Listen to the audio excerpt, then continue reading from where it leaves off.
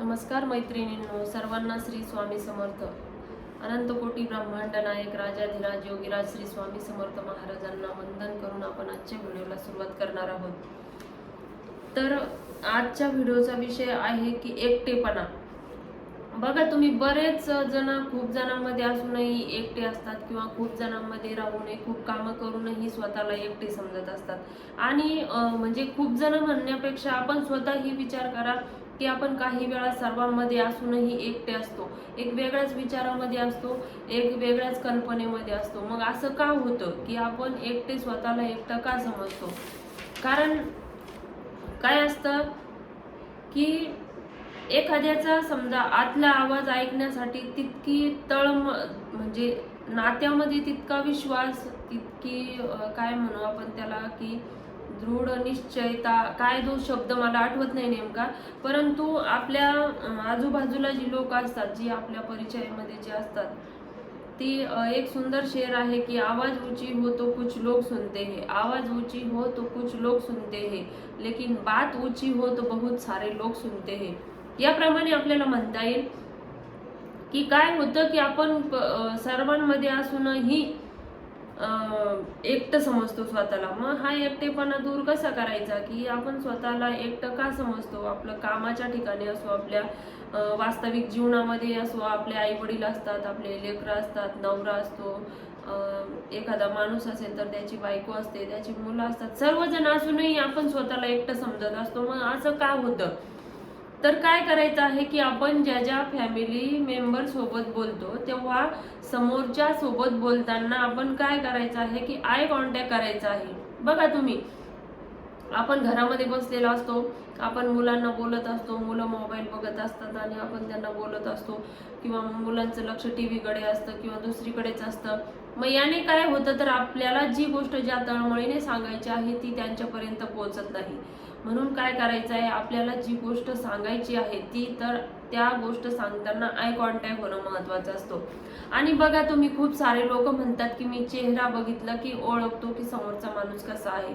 मग आपल्या डोळ्यातही आपलं सत्य दिसत असतं. म्हणून काय करायचं आहे की कुणाशीही बोलताना आपला आय कॉन्टॅक्ट शक्यतो झाला पाहिजे. मग आता एखादी नवीन व्यक्ती असेल किंवा अनोळखी व्यक्ती असेल त्यांच्या सोडून द्या, परंतु आपल्या सुखदुःखामध्ये जे आहेत, आपले आई वडील आहेत, आपले भाऊ बहीण आहे, आपले मित्र मैत्रिणी आहे, नवरा बायको आहे, यांच्याशी आपण जेव्हा बोलतो तेव्हा काय झाला पाहिजे तर आपला आय कॉन्टॅक्ट झाला पाहिजे.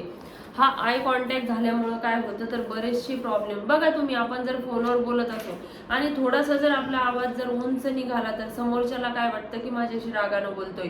परंतु तेच जर समोरासमोर असेल आणि आपण समोरासमोर जर बोलत असू तर तुम्ही कितीही मोठ्याने बोललात आणि चेहऱ्यावर एक वेगळं स्माइल जर असेल तर समोरच्याला अजिबात राग येत नाही.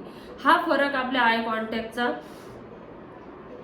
पडत असतो. मग आपल्या आयुष्यामध्ये काय करायचं तर खूप सारे जे लोक आहेत त्यांनाच म्हणजे व्हॅल्यू द्यायची नाही. काय होतं की खूप सारे रिलेशन आहे, खूप सारे मित्र आहे, खूप साऱ्या मैत्रिणी आहे, खूप सारे नातेवाईक आहे. मग प्रत्येकाला वेळ देणं शक्य होत नाही, कारण आपल्याला आपलीही कामं असतात, आपलाही संसार असतो, आपलेही लेकरं असतात, आपला नवरा, आपली बायको, काय जे असेल ते आपलं रिलेशन, त्यांना प्रत्येकाला आपल्याला वेळ द्यायचा असतो. आणि त्यामुळे काय होतं की आपण जर खूप सारा गोंधळ जर आपल्या आयुष्यामध्ये करून ठेवला तर आपल्याला प्रत्येकाला वेळ देणं शक्य होत नाही. मग किंबहुना आपण एकटं पडतो की काय करावं, या मैत्रिणीचं ऐकावं की त्या मैत्रिणीचं ऐकावं, की शेजाऱ्याचं ऐकावं की नातेवाईकांचं ऐकावं. मग आपल्याला काय होतं की त्या सर्वांचा आपल्या डोक्यामध्ये गोंधळ झाल्याने काय होतं तर आपण पुन्हा काय होतो, एकटं पडतो आणि मग कुठेतरी आपली शांतता भंग होते.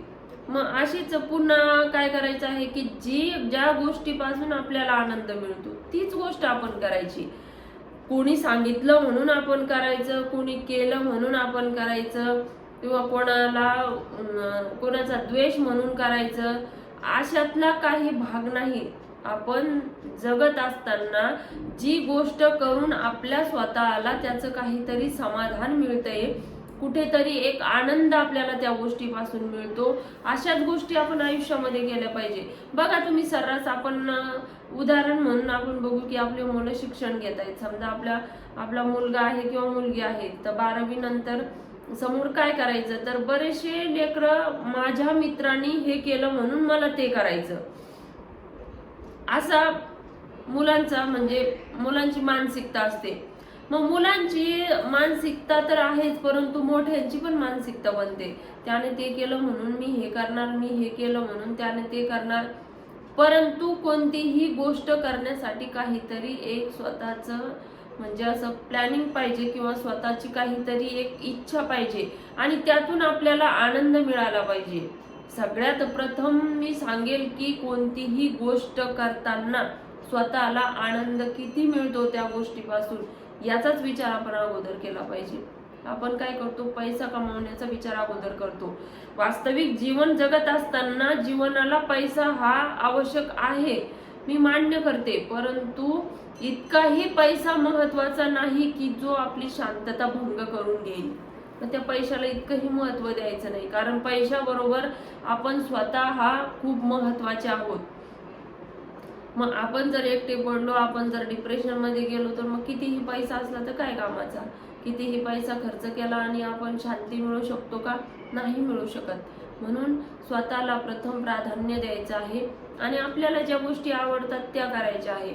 एकटं पडायचं नाही. एकटं पडल्यानंतर आपल्याला ज्या गोष्टीत आनंद मिळतो ती गोष्ट आपण करायची. भले मैत्रिणींसोबत बोला, फिरायला जा, मुलांसोबत वेळ घालवा, घरातल्या लोकांसोबत वेळ घालवा, परंतु अशा लोकांपासून दूर राहा की जे तुम्हाला तोंडावर एक बोलतात आणि पाठीमागे त्यांचं प्लॅनिंग काही वेगळंच असतं.